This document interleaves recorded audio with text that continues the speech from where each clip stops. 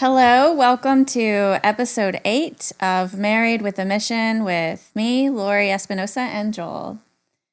Today, we are going to talk about living in, well, for me, the culture shock of living in Mexico.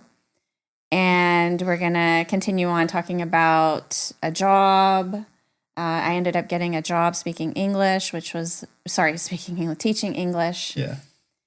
It was really wonderful having something to do and being able to get out of the house. That was really good. But again, there were also difficulties with that, with all the culture shock, with me not knowing Spanish still very well. Yes. I was learning, and I was definitely improving tons. I feel like it probably took me about a year to get really comfortable speaking Spanish, to where I didn't have to carry my dictionary around all the time. Yes. So that was good. A year is a long time.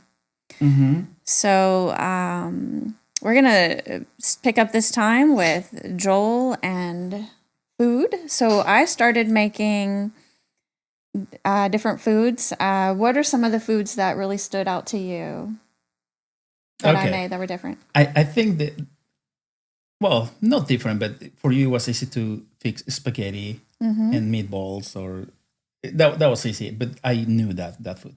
But I remember I think the most interesting food for me, there were several, but the funniest one is, hey, I'm gonna fix burritos. I'm like, okay, what is that? That's Mexican food. I was like, really? Okay. So, and then I remember you fixed them. I like them, but I didn't know burritos. I just know the tacos, and maybe more on the north side of Mexico, you can see the burritos, but they're like, what is, okay, that's interesting. A burrito. Okay, that's different. Okay, no problem. So that's funny that me being from Mexico, you fix Mexican food, a burrito, and it's like, I don't know what is that. I don't know. But this is where I grew up. I grew up in the central part of Mexico. But you liked that. Oh, I liked them. That was really good. I really liked them. I really liked that you were looking for cheddar cheese in Mexico. I want cheddar cheese. And we finally found it at Sam's. Yeah. And that was like, oh, wow, this is good cheese. Oh, okay. Yeah, because it's stronger flavor than all the other cheeses that we have in Mexico. Now, when you fixed chicken pot pie, that was so different for me because it had vegetables. Yeah. I didn't eat vegetables at all. You did like spinach salad. Yes, or just lettuce and that's a carrots, regular vegetables. But you put peas, that I never liked peas. Growing up, it was the peas with the rice, the Mexican rice with peas, and their flavor is so strong. I never like it. You put peas, you put carrots, and I don't know, but chicken pot pie, it was delicious. I remember when you fixed that. Now, the other thing that it blew my mind is the gravy on mashed potatoes.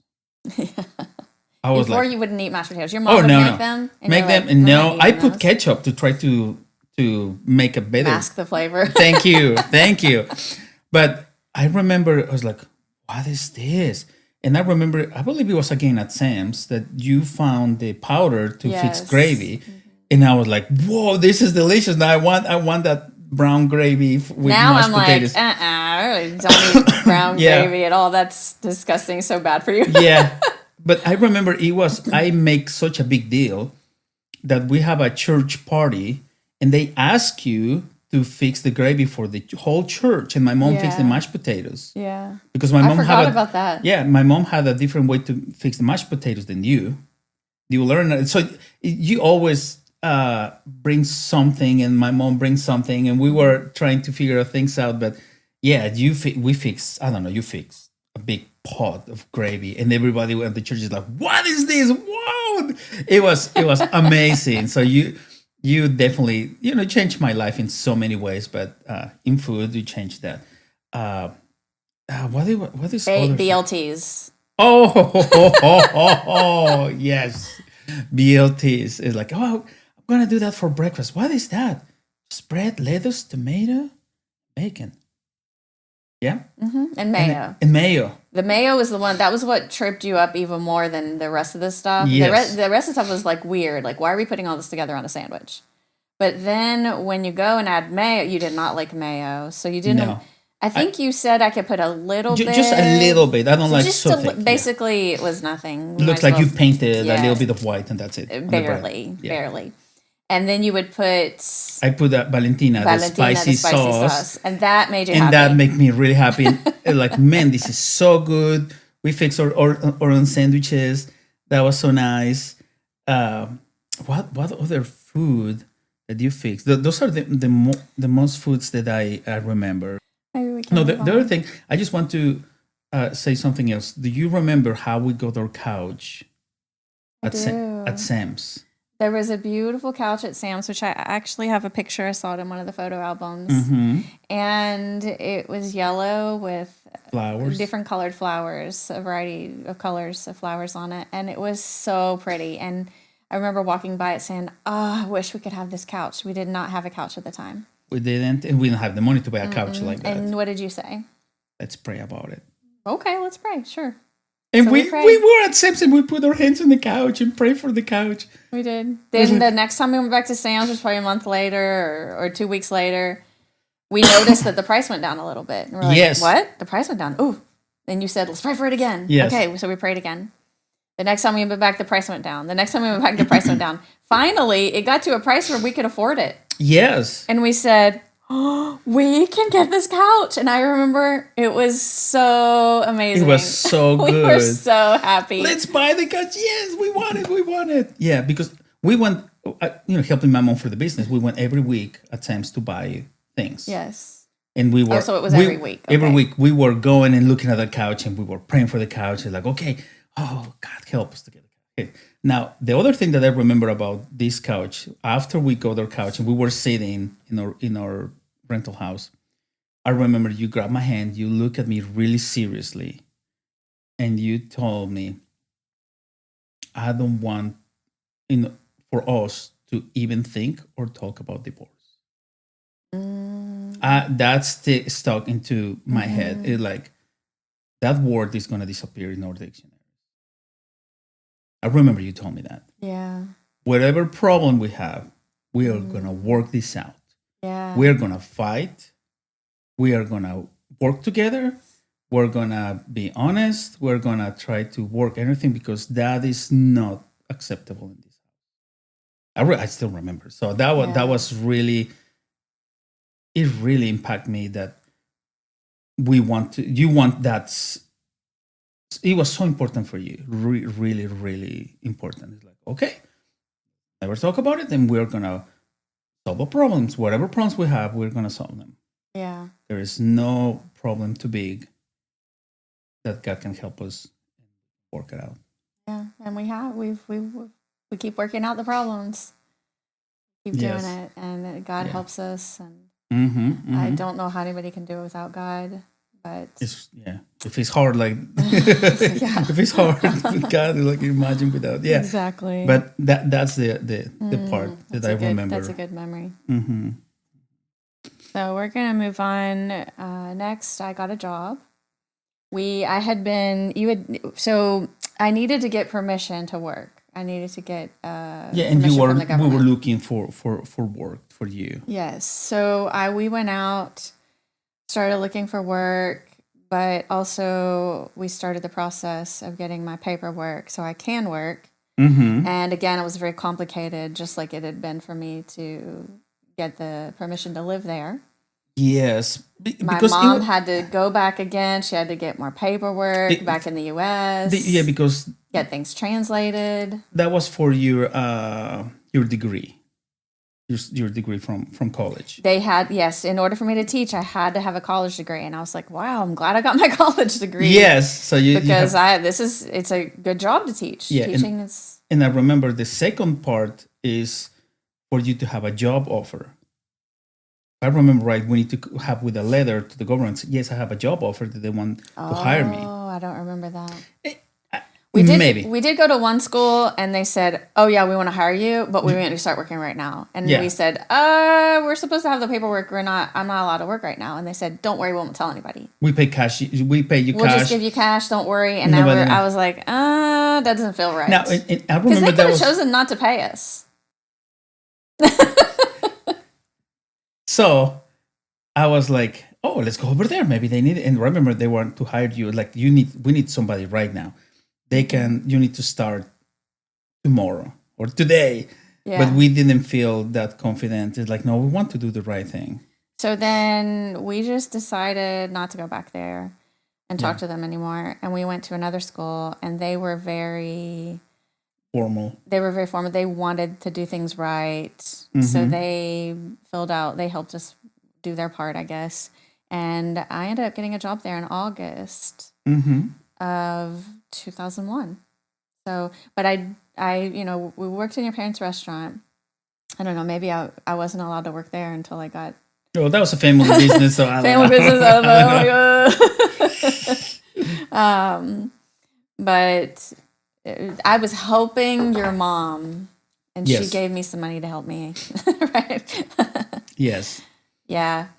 So it was really good to have something that was mine, although it was really hard because I'm in a different culture with different people, learning different skills and traditions and ways to communicate.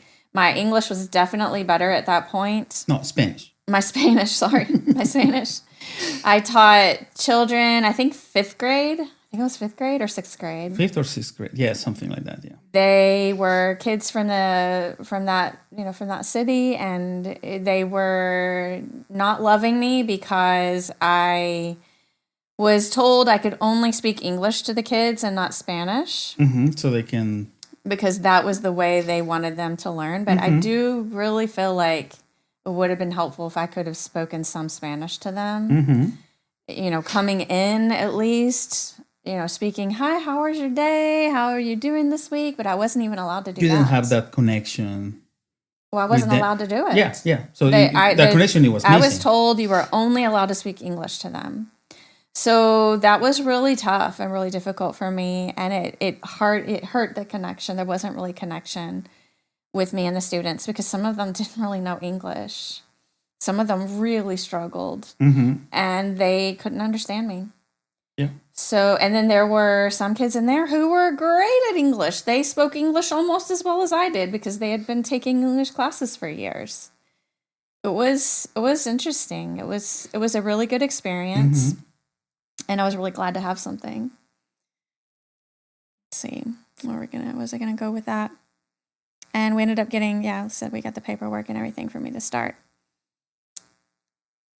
I also got pregnant right after I started working there.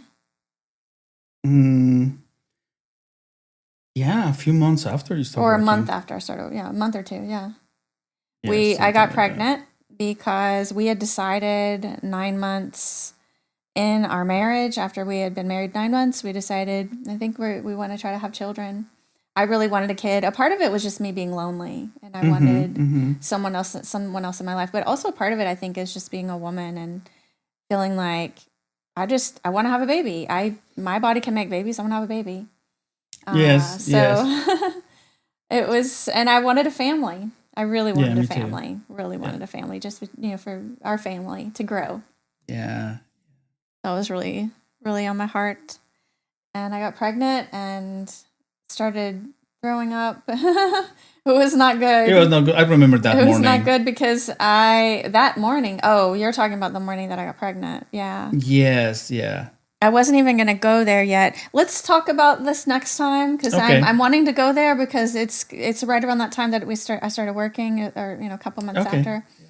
But we can wait for that. Yeah, we'll wait. I will say being pregnant made it way more difficult to connect with people at my job. Yes. And to be the best I could be because I was very, very sick when I got pregnant. So I'll leave that and then we'll move on we'll talk a little bit more about culture shock. Oh, okay. So I did well throughout the day. I did well waking up, speaking Spanish.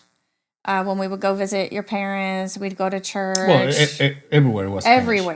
Everywhere was Spanish. But when I was at the house by myself, I didn't have to worry about it. There was one TV station, but I don't remember if it came in at our house because I don't think we didn't have cable. At the beginning, we did not have cable. No.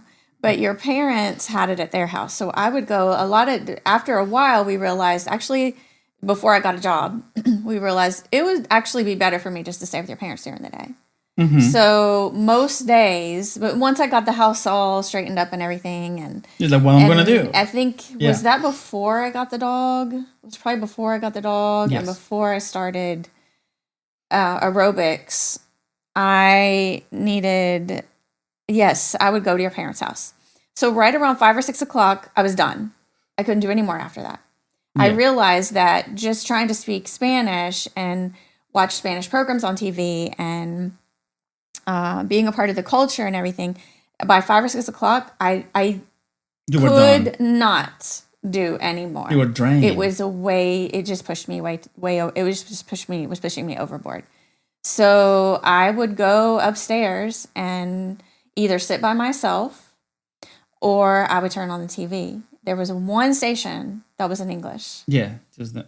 I would turn that station on. I didn't care. There were shows on there I did not like. I would never have watched. Well, remember I didn't like Friends. Them. Friends. I had watched that, but as a Christian, I didn't really connect with it anymore once I became a Christian. And some of the conversations they had on there were not good. Yes, but I remember there were some of their episodes that were good, but I remember they got into some really like raunchy episodes, and I thought, oh, I don't want to watch this, and I would not watch those, but.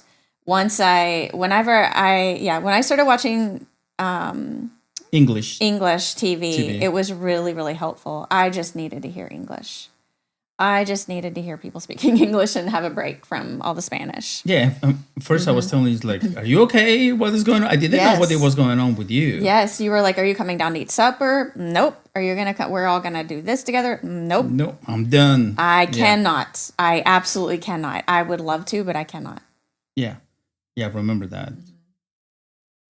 And trying to speak to you in Spanish, and you replied to me in English. You're like, "Oh, I need to speak with her in English." And you're like, "Okay," because it was too much Spanish all the time, and all the energy was gone.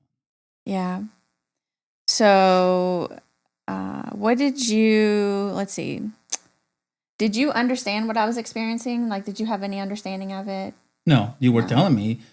Before, it's like, what is going on? Is she's getting sick? She doesn't feel well. Maybe she doesn't like the food. What is going on? I wasn't thinking about she's from another country. I was just thinking, like, if you lived in Mexico all the time. That's good. Yeah. And then it's like, but why she's not feeling? Why she doesn't want to speak Spanish anymore? Why she doesn't want to do anything else with us? It's fun. I was in school in the morning, and now we can do things together.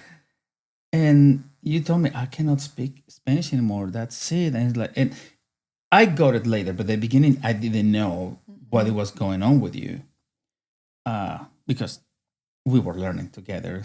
Two different cultures. But I think that's good too. Like, it was way more obvious because of the Spanish-English difference and me moving to another country and the cultural difference.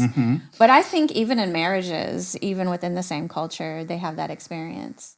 Oh, yeah. Where because you don't understand your partner. You don't understand why they're feeling the way they do, why they're doing what they're doing. Yeah. And you start thinking, like for you, you thought, was it the food? Is it me? What is the activities? What is it? What is it that's bothering her? And it was just the way that I do things, because they're so different, the way that you handle things. I'm loud, and I like music in the mornings or all the time, and you're like, I need to be quiet. But we are so different. We need to work on that. But you were telling me how you were feeling, and little by little, I got it. I was like, oh, okay. And then I remember you were trying to contact your mom by email or your friends, and that's why you decided to go to visit your family. Yeah. Did I go that year or the next? Oh yeah, I went before you I went got before. pregnant. That's right. Yeah. I went that summer before I started work, before I got pregnant. Yes. Yes, you went that summer because he's like, I need a break. I need to visit my family, see how everything's going. And you weren't allowed to travel. You didn't have permission from the country to from USA to I travel. remember. I believe your mom paid for your ticket. She bought the ticket for you. Did she? I wondered about that because I didn't have a job at the time. Your parents would have had to pay, so I'm sure it must have been my mom. Yeah, because we were working and I was still going to school. But I remember you went for a week. If I remember right, you went for a week. I think it was about 10 a week. days, something like that. Yeah, it was good. It was good to see everybody, but I missed you like crazy. Yeah. I remember I was actually doing just fine until somebody asked me something about you. I remember I was at my grandmother's house on her back deck. I remember exactly where I was standing, and somebody said something, and I started telling them about you, or I don't remember what it was. And all of a sudden, I got really sad because you weren't there. Mm-hmm. And I thought, oh my goodness, I came here to be happy, to see my family. I thought this would make me happy, but now I'm stuck. Now I'm not happy if I'm here. I'm not happy if I'm there. Yes. It was a very strange feeling because I thought, I'm back home. I know these people. This is going to make me happy. And then I'll go back and I'll be with Joel and now my heart was in two different places. My heart was torn. It was, I think anybody living across seas or different countries. In other countries, they maybe even different states. I don't know. Maybe you can feel the same way in different states, but in different states you can travel easier. Yeah, but even if it's hard to travel, you don't have the money to go, or you cannot go that often. Yeah. But it's hard. It is hard. Yeah, and I remember the same week that you were gone, we went to play in a different city, and everybody was joking that you were not going to come back. I remember you telling me about that. Yeah, I remember it.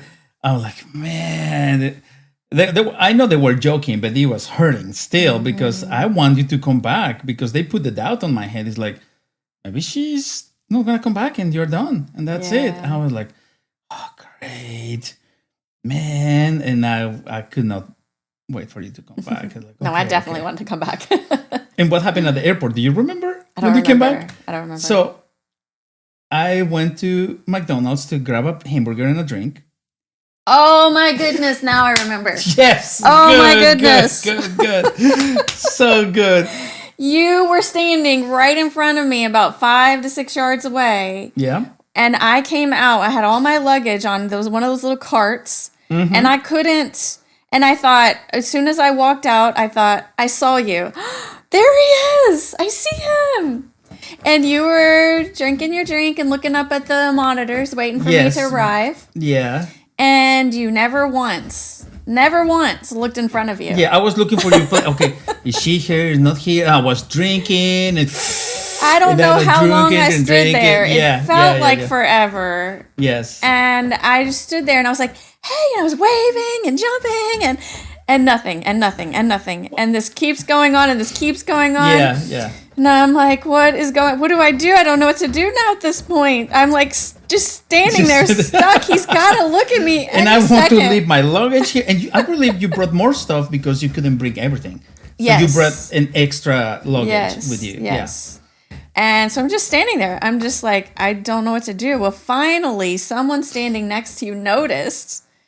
And they kind of pointed over at you. They looked at me and pointed. And I was like, yes. And they were like, hey, just look in front of you. And you were like, oh. Yes. Oh, she's here. Oh, sorry. I was looking. Yeah, I was so distracted. That's such a funny memory. Yes. But then you came back and everything was almost back to normal. Yeah. But still, it was hard for you. But we were adapting more and more and more together. Yes. So the next thing that I want to say, I want to talk about my driving experiences, and we'll probably maybe finish up with that. I liked walking, wasn't allowed to walk very far. I wanted to go to Joel's parents sometimes during the day or go to the grocery store while Joel was gone to school. I wanted to be able to have more freedom to go out. Now I was learning Spanish better. I was even when it wasn't that great, I just wanted to get out, right? So I said, hey, I just want to go to the grocery store. I want to go walk around. And your parents are like, no, I'm sorry. And you said, no, it's not safe. You can't do that. And And I thought, well, can I take a taxi? Oh, definitely. That's even worse than taking a bus. So I wasn't allowed to do any of that at first. And it was understandably. So anybody who thinks, oh my goodness, how could they restrict you too much? Me? No, they were protecting me and they were keeping me safe. But it was awful. It did not make it made things a little bit harder. Made things harder. Yeah. Mentally, it was very rough on me. It was really tough. And so finally, we got a car. Can you tell me like how that came about? Did your dad buy the car? What happened? Yeah, somebody from church said, "Hey, we need money. We're selling this car." And my dad didn't have the money to buy the car, but they said, we're still paying on the car. They were making payments. It was like a couple years old car, but it was a tiny car. Hey, it's all you need. And my dad is like, okay, I can pay you what you need, and then I'm gonna keep making the payments until the car is mine, if I remember correctly. And then when we finish making the payments, you transfer everything to my name or something like that happened. But that's why my parents they were able to buy a second car, and because it was really compact, really tiny. And then they lent us that car. Yeah, that was great when I had a car.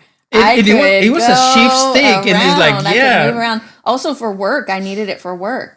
They didn't want me traveling, going on bus. Yeah, because you need to take a couple buses to go to work. Yes. And it was really confusing to me. So everything lined up really nice, but I remember that car was a stick shift, and you have a little bit of experience, but we were practicing a little bit. Yeah. And then you were like, yes, in a tiny car, you go over there, you can park wherever you want to. Yes, you were so happy to that car.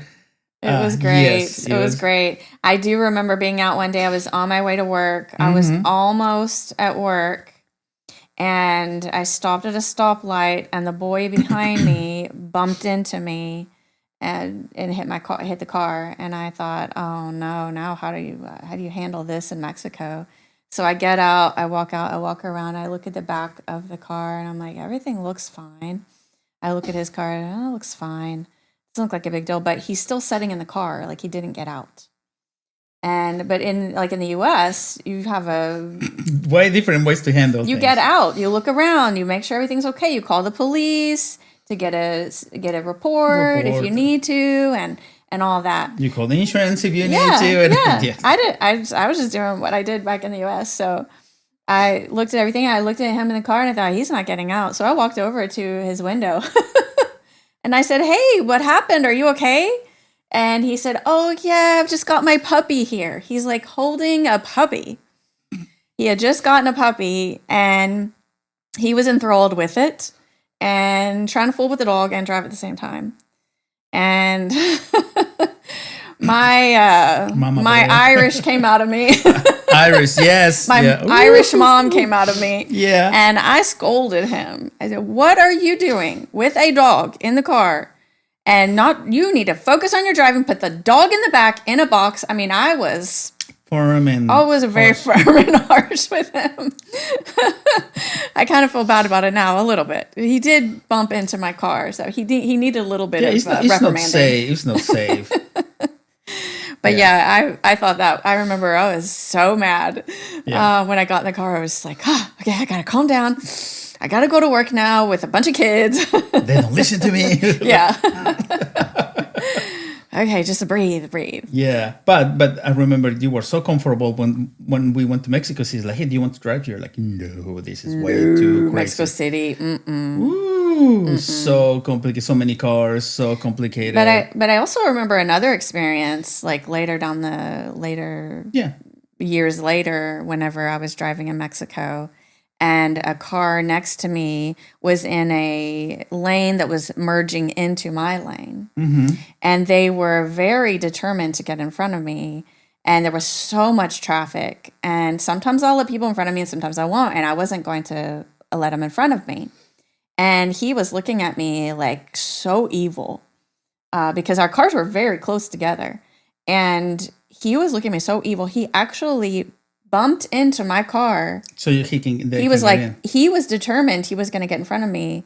And when he hit the car, I'm like, see, I knew better. You don't get out with somebody like that. You just, yeah, okay. I remember okay. you came home and you were shaking and crying. It was very scary. It was a very really scary experience. Yeah, because here in the US, there are more rules and respect the rules.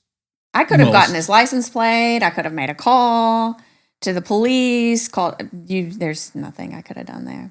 I remember watching someone hit somebody like really hard. bad. Yes. Really hard out in front of the pharmacy that you had in Mexico.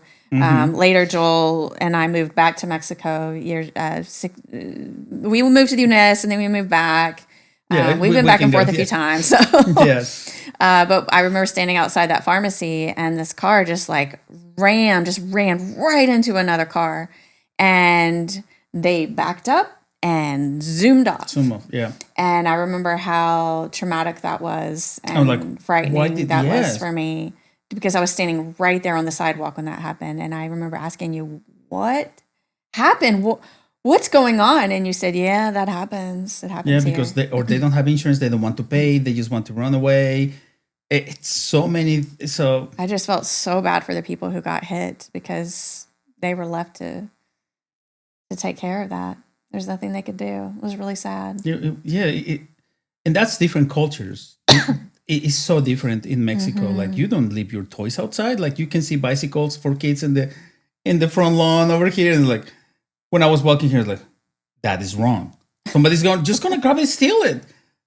That's what I grew up. You protect everything you have. You need keep to be it behind careful. the bars. You keep it behind the walls. Yeah, you need to have around your walls house. around the house because the culture is different. They don't respect too much your property. Oh, it's theirs. Even if there's not a wall, it's completely different. But you got good driving. Yeah, I got a lot of good experience. That's true.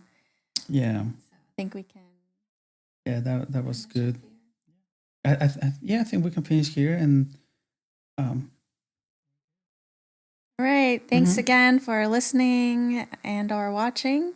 We'll see you next time when I talk about my pregnancy. Yeah, our pregnancy and how that went. Next time is going to be a little harder. Because, we've been excited, and this podcast has been really fun, and there were all these memories, and it was really fun and exciting at first. And then we kind of starting to level out a little bit here with the culture shock. And then now I'm going to get pregnant, and I love my babies, and I would never, don't take this wrong, but pregnancy is hard, especially your first time in another country. And I didn't realize I was experiencing depression. And it was very, very tough, and I was trying to work. And so next time is going to be a little harder. We're going to come down to earth. Yes. And maybe go down below it a little bit. A little bit. Just a little bit. Yeah. Okay, so thank you again, and we'll see you next time. Bye.